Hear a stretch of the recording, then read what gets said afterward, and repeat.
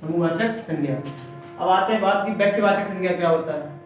व्यक्तिवाचक संज्ञा, तो व्यक्तिवाचक संज्ञा क्या होता है, जो किसी व्यक्ति का विशेष का नाम बताता है, जैसे किसी देश का नाम आता है, किसी पर्वत या किसी नदी का नाम आता है, तो उसको क्या बोलते हैं, व्यक्तिवाचक संज्ञा। जैसे इसमें लेते हैं हम हिमालय, एग्जाम्पल इसके ले लें कि हिमालय, हिमालय क्या है, व्यक्तिवाचक संज्ञा है। या फिर इसमें ले लें मोहन, मोहन क्या है, व्यक्तिवाचक संज्ञा है। इसमें किसी व्यक्ति का नाम आता है, पर्वत है, नदी, त्योहार आते हैं इसमें, सभी त्योहार भी इसमें शामिल हैं। जैसे इसमें लिखा है हिमालय, लिखा है मोहन, लिखा है, ठीक है। उसके बाद कोई भी त्योहार लिख लो, दीपावली लिख लो, दीपावली किस विधि में आएगी, तो ये हिमालय है, मोहन है, दीपावली, ये सब क्या है, व्यक्तिवाचक संज्ञा है, ठीक है। और व्यक्तिवाचक संज्ञा में क्या होता है, व्यक्तिवाचक और जातवाचक संज्ञा थोड़ा सेम रहती है। इसमें अंतर क्या होता है कि व्यक्तिवाचक संज्ञा और जातवाचक संज्ञा, जातवाचक संज्ञा में पूरा जात क्या बोलूंगा, जिसको हम इंद्रियों द्वारा छू सकते हैं, जिसको हम इंद्रियों द्वारा छू सकते हैं वो क्या कहलाएगी, हमारी जातवाचक संज्ञा। और जिसको छू नहीं सकते वो क्या कहलाएगी, व्यक्तिवाचक संज्ञा। जैसे हिमालय है, मोहन है, दीपावली है, और भी बहुत एग्जाम्पल होंगे इसके।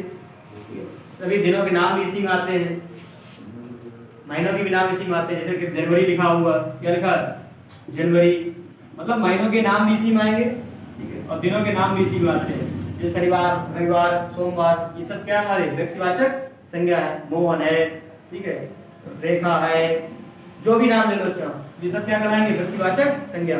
एक विशेष व्यक्ति का नाम आएगा उसे हम क्या बोलते हैं, व्यक्तिवाचक संज्ञा बोलते हैं। नक्षत्र जितने आते हैं वो भी किसमें आते हैं, व्यक्तिवाचक संज्ञा में आते हैं। अब जातवाचक संज्ञा क्या होती है, जिसको हम इंद्रियों द्वारा छू सकते हैं उसे क्या बोलते हैं, जातवाचक संज्ञा। जैसे इसमें लिखा होता है लड़का, क्या लिखा होता है, लड़का, ठीक है। उसके बाद इसमें घोड़ा है, ठीक है, घोड़ा, घोड़ा में पूरे समूह आ जाएगा घोड़ा का, ठीक है। घोड़ी भी हो सकती है इसमें, ठीक है। गाय, अब यहाँ पर एक कंफ्यूजन होता है कि गाय जो होती है कि व्यक्तिवाचक संज्ञा में आएगी या जातवाचक संज्ञा में आएगी। तो गाय हमारी कौन सी, जातवाचक संज्ञा में आती है। किसमें आती है, गाय जो है हमारी किसमें आती है, पूरे समूह का गोत्र कराती गाय होती है, तो गाय किसमें आएगी, हमारी जातवाचक संज्ञा में। जातवाचक संज्ञा वो होती है जिसको इंद्रियों द्वारा छू सकते हैं। जैसे गाय को हम छू सकते हैं, ठीक है, घोड़ी को हम छू सकते हैं हाथ द्वारा, घोड़ा को भी छू सकते हैं, लड़की भी छू सकते हैं, और लड़के को भी, मतलब जिसको छू सकते हैं उसे क्या बोलते हैं, जातवाचक संज्ञा। और जिसको छू नहीं सकते उसे क्या बोलते हैं, व्यक्तिवाचक संज्ञा।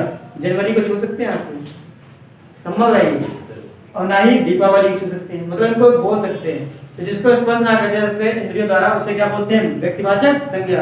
और जिसको स्पर्श किया जाता है उसे क्या बोलते हैं, जातवाचक संज्ञा। बहुत एग्जाम्पल होते हैं, ठीक है, काफी एग्जाम्पल इसके। उसके बाद आते हैं भाववाचक संज्ञा। इसमें आते हैं भाववाचक संज्ञा, इसमें द्वारा भाव दिया जाता है। इसमें क्या होता है, भाव। जैसे भाव में आपको पता होगा कि इसमें होता है खुशी, ठीक है, प्रेम होता है, ठीक है, घृणा, ठीक है, खुशी होती है, प्रेम होता है, घृणा होती है, सब क्या है, भाववाचक है। बुराई, किसी की बुराई करना, क्रोध, ये सब क्या है, हमारे भाववाचक संज्ञा। इससे हमारा भाव प्रकट होता है कि हम किसके प्रति क्या कर रहे हैं, कैसा भाव दे रहे हैं। खुशी प्रकट कर रहे हैं, क्रोध कर रहे हैं, बुराई कर रहे हैं, घृणा कर रहे हैं उससे, या प्रेम कर रहे हैं, उसको क्या बोलते हैं, भाववाचक संज्ञा।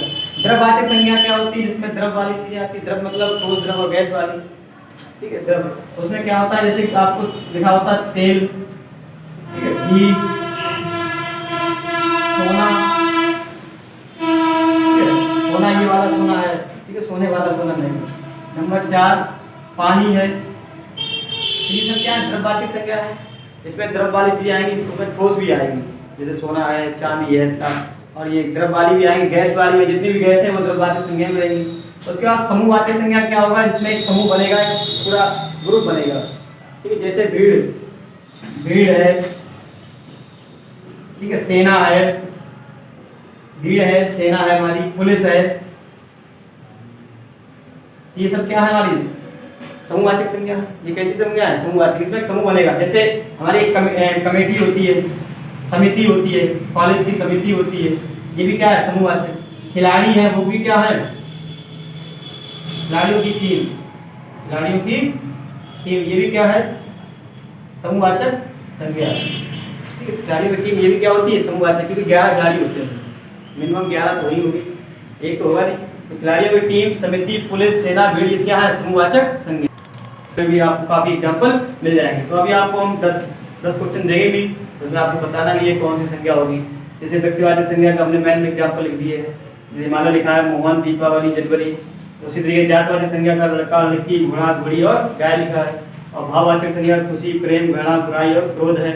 और द्रव्यवाचक संज्ञा का तेल, घी, सोना, पानी। और समूहवाचक संज्ञा का भीड़, सेना, पुलिस, समिति, खिलाड़ियों की टीम है। तो इस तरीके से आपको जो मैं लिख रहा हूँ एग्जाम्पल, उसको बताना है।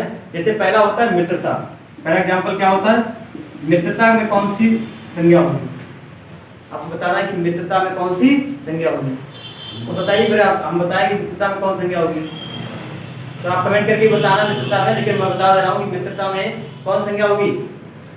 कौन संज्ञा होगी? भाववाचक संज्ञा होगी। कौन संज्ञा होगी? भाववाचक, क्योंकि मित्रता आ रही है ना, इसमें भाव आ रहा है। मित्र जो होगा, मित्र वाला कौन सा होगा?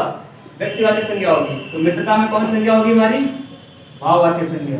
कौन सी? भाववाचक संज्ञा, क्योंकि यहाँ पर मित्रता आ रही है। मित्रता विशेषण का शब्द है। कैसा शब्द है? विशेषण। यहाँ अगर मित्र होता तो मित्र किसमें जाता है? जातवाचक संज्ञा में। किसमें चला जाता है? ये विशेष जात की बताता मित्र। और यहाँ मित्रता है कि कौन सी है? भाववाचक संज्ञा, क्योंकि विशेषण बन रहा है। विशेषण हमेशा क्या होता है? भाववाचक संज्ञा होती है। विशेषण हमारा क्या होता है? भाववाचक संज्ञा। इसी तरीके से आपका आता है नदियाँ। आपको बताना है दूसरा नंबर की नदियाँ में कौन संज्ञा होगी। उसके बाद आपको बताना है गुच्छा में कौन संज्ञा होगी? गुच्छा। उसके बाद नंबर 4 बताना आपको राज्यपाल में कौन सी संज्ञा होगी? राज्यपाल में। उसके बाद आपको बताना है कि पशु में कौन सी होगी? पशु में। उसके बाद बताना मैना में कौन सी संज्ञा होगी? मैना। उसके बाद आपको बताना गर्मी में कौन सी संज्ञा होगी? गर्मी में। गर्मी में कौन सी संज्ञा होगी? उसके बाद बताना बुढ़ापा। जो काफी बार क्वेश्चन पूछा जाता है कि बुढ़ापा में कौन सी संज्ञा होगी? बुढ़ापा, ये बहुत बार आया है बुढ़ापा। उसके बाद बताना नेपोलियन में कौन सी संज्ञा होगी? नेपोलियन, इसमें कौन सी संज्ञा होगी? और लास्ट जो 10वां नंबर है वो है पुंज। पुंज में बताना है कौन सी संज्ञा होगी। तो ये 10 क्वेश्चन लिखे। एक तो आपको बता दिया मित्रता में मैंने भाववाचक संज्ञा होगी। तो आपको बताना है कि नदियों में कौन सी होगी, गुच्छा में कौन सी होगी, राज्यपाल में कौन सी होगी, पशु में कौन सी होगी, मैना में कौन सी होगी, गर्मी में कौन सी होगी, बुढ़ापा में, और नेपोलियन में और पुंज में कौन सी संज्ञा होगी। ठीक है, धन्यवाद।